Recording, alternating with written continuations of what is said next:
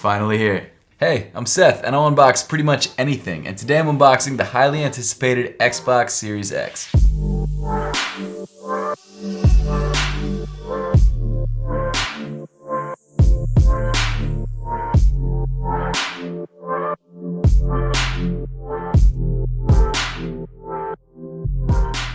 So somehow, I got lucky and was able to pre-order this Xbox from Best Buy for in-store pickup back in September, and this morning at 6 a.m. I got up and went to Best Buy and picked it up, and it's now, what, 7 a.m.? And we're gonna do this unboxing. So I'm hyped up on adrenaline and a little bit of soda. I'm a little ashamed to admit that I was drinking Dr. Pepper at 6 a.m. in the morning, but it is what it is. This is a special day. But before we actually jump into things, make sure to hit that subscribe button down below if you haven't yet to see more content just like this, and also make sure to give me a follow on Instagram and on Twitter at @RealSethFowler. And definitely make sure to give me a subscribe because I'm actually giving away either an Xbox Series X or a PS5 digital edition. And I'd love to know in the comment section down below which one of those consoles you would prefer. So make sure to let me know and make sure to subscribe because that giveaway is happening in the next couple days. But let's just jump right into this unboxing, and you know what, I'm gonna be honest with you guys, I'm trying to do this a little bit quickly so that I can actually play this console. I forgot my order number was on the side, my bad. But first impressions, I've got to say, the packaging of this box is sick. I love the top of the console right there on the front, and I've also been trying to avoid watching unboxings of this console just so I wouldn't ruin the experience for myself. So you guys are getting a genuine first look at the inside of this box, at least from my point of view, and I'm really excited to see it. This is a console that I'm really looking forward to, and I think for the first time ever, I'm equally excited for both the Xbox release and the PlayStation release. It sort of alternates every console generation. For the 360, I was definitely more excited for that when that dropped, and then the PS4, I think that was the one I was into, but for this console generation with the Xbox Series X and the PS5, I want them both, and I want them both equally. And I'm not just saying that because I want a brand sponsorship from Microsoft. What's up? But no, I really am excited about this console, and I did pick up some games when I was at Best Buy. So like I said, on the front of the box, you got this nice sort of top-down shot of the Xbox Series X with your ventilation holes with some nice hits of green, which I'm really into. You've got the Xbox logo, 4K, 120 FPS, which is crazy. You've got 1 terabyte SSD, and of course the Series X logo. I'm not in love with that logo. I feel like they could have done something cleaner, and I wish the naming system was a little bit better, my own personal opinion, but that is what it is. It's a little confusing when you look at the 1S and the Series X and then the 1S. Whole big thing, but people, I think, understand it, so it's fine. On the right side of the box, you've got a picture of the console and the controller. I did actually pre-order a blue controller as well, so I should be getting that in the mail very, very soon. And then on the left side of the box, you've got some really cool information about the console, like 4K gaming at 120 FPS, 8K HDR. I just got a Sony A8H OLED TV, which I'm going to be showing you guys in the full review of this console. And this will definitely look good on that TV. However, that TV does not have HDMI 2.1, so that's a little bit of a bummer, but it is what it is. You've got your Xbox Velocity architecture. Interesting. 1 terabyte solid state drive, variable refresh rate, 4K Blu-ray player. Excited about that. I love watching Blu-rays. I have 2 of them, but I've watched them a lot. And then on the back of the box, you've got the Master Chief in a game, Halo Infinite, which will not be releasing until next year. Apparently, it was supposed to be a launch game when it was first announced, but that obviously didn't happen. Would have loved to have had that, but at least I have the Master Chief Collection, so I can play Halo 3, my favorite game of all time. So I'm excited to try that game out on this, and I think the Master Chief Collection is going to have a patch or something that will optimize it for the Series X, so I'm very, very excited about that. But I think, without further ado, why don't we pull these little tabs right here and jump right into it. Okay, so it looks like there are these 2 tabs on the back of the box that I have to pull. So let's do this first one. There we go. Now I'm not 100% sure which side the box opens up on, but I think we're gonna go with this side. So, oh, there's another tab down. There's 2 more tabs down here. I didn't even notice that. So I think this is moment of truth time. I think we're about to do this. I'm really, really excited. I've been waiting years for this console. I cannot wait. So let's pop the top and see what we've got. Here we go. Oh, this packaging is sick. Yeah. Okay, so it looks like we've got the console right here. It says Power Your Dreams. It's completely covered up by some sort of plastic wrap. And then it looks like we've also got some sort of smaller box here on the top. Let's pull this out, put this off to the side. This is probably instructions, power cables, maybe a controller. It's everything. It's all that good stuff. Okay, so first off, we've got the HDMI 2.1 cable, the ultra high definition cable. You definitely want to use this when you plug in your console. Don't use your own HDMI cable because this one is actually HDMI 2.1 capable and most HDMI cables are not. So you definitely want to use this.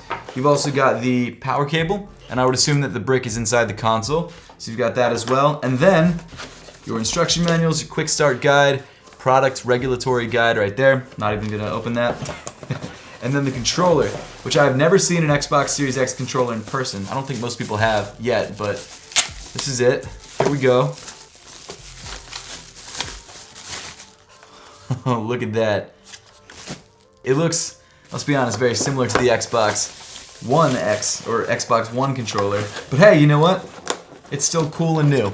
So there's that. I actually do have a PS5 controller, which I was gonna do an unboxing for, but I honestly ran out of time while I was moving, so I ended up not doing that. It looks like at the bottom of the box, we've also got some sort of instruction manual on how to set up the controller, how to connect the console on the back. We'll take a look at this a little bit later. Let me quickly throw in the batteries into the controller.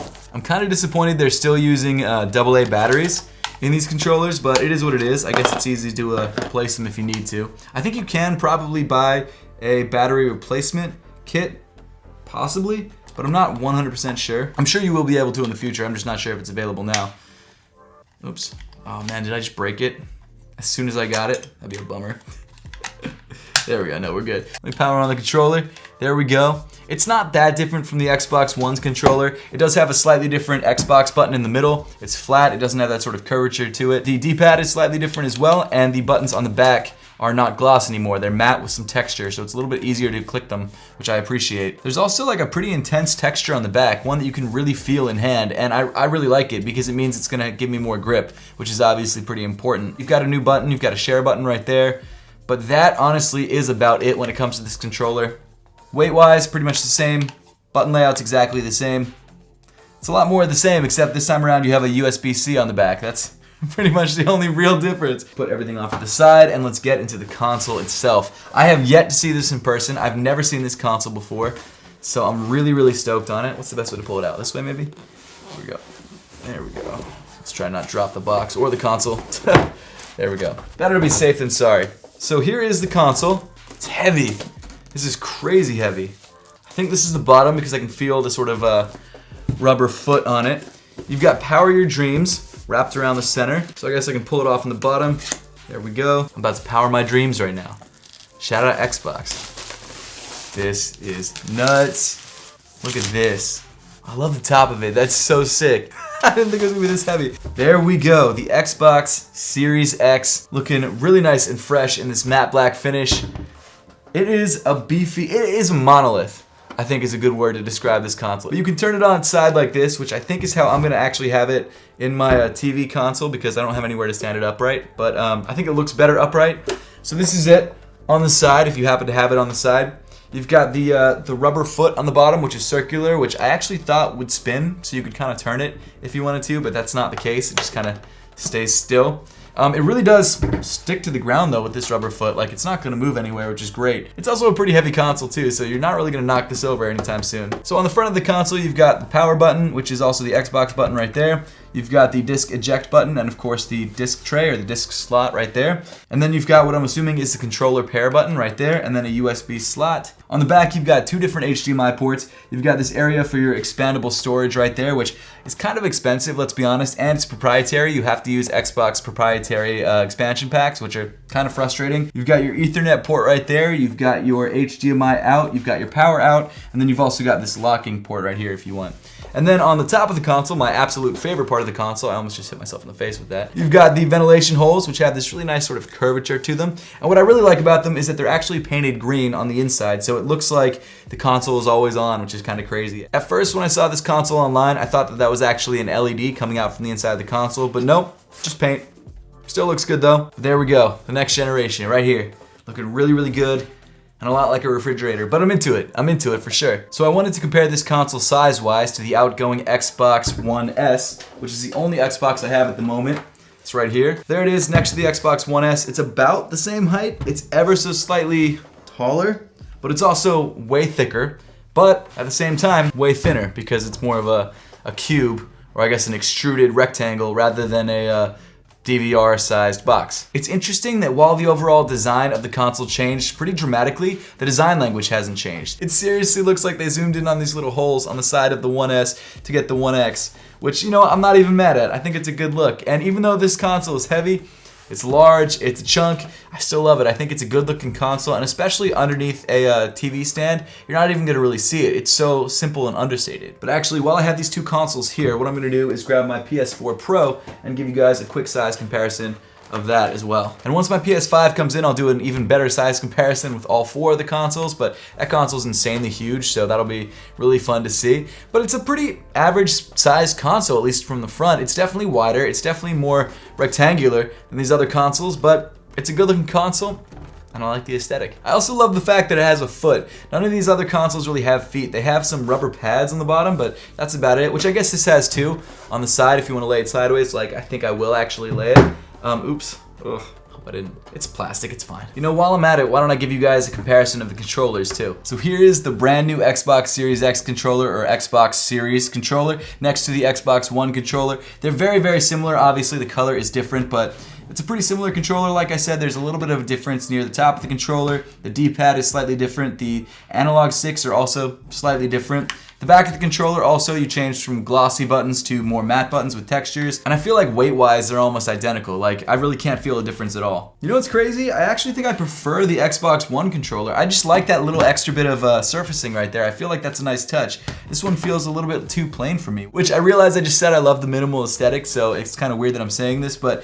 it adds just that much more interest to the front of the controller. And while you're not going to be looking at the front of the controller while you're playing, I don't know, it's kind of a nice touch, and I definitely miss it. Actually, while we're here, I have the PS5 controller as well, so we can compare the PS5 controller to the Xbox Series X controller. It's funny, the PS5 controller actually feels heavier and slightly larger than the Xbox Series X controller. The edges also feel sharper too, which is funny because I always thought of the Xbox controller's edges being sharper, but I don't know. I think the overall feel of the PS5 controller is more beefy in the hand, it fills your hand up more. I realize we're getting into kind of weird territory, but you know what I'm saying. Technologically, I think the PS5 controller is more advanced than the Xbox Series X controller. I feel like they pretty much kept the same controller and just changed some small things about it. The PS5 has really cool adaptive triggers. I like that they completely redesigned the controller. I feel like that was a nice touch. There are some things about the controller that I don't love, which we'll get into more when we actually have the PS5 in hand. I don't know, I think this controller is more exciting. I also love the fact that it has a built-in battery, so you don't have to keep putting in new AA's and you can just charge it with the USB-C on the back, but it is what it is. I'm super excited about the Xbox Series X controller. I love that I don't really have to learn a new controller, not that I would have to do that with the PS5, but there's really not too much extra going on with this controller, which I think is one of those situations where if it ain't broke, don't fix it. And to be honest, they didn't really. They just made very small adjustments. So at this point, I think I'm gonna plug in the Xbox Series X, get it all updated, get it all ready to go, because we know that there's gonna be updates. There always are on the first day. I'm excited to check out the quick restart feature between games, if you guys know what I'm talking about, where you can play one game, turn it off, and get into another game within a couple seconds. Super stoked on that. I'm excited about this console. Make sure to stay tuned because a full review of this console will be coming in the next couple days. But guys, don't forget, I will be giving away either an Xbox Series X or a PS5 digital edition, so make sure to subscribe to the channel to know as soon as I start that giveaway. And also make sure to let me know in the comment section down below which console you prefer, which console you're more excited for, whether it's the Xbox Series X or the PS5. I'd love to know. But as always, thank you so much for watching. Make sure to subscribe if you haven't yet, and I'll see you all in the next one.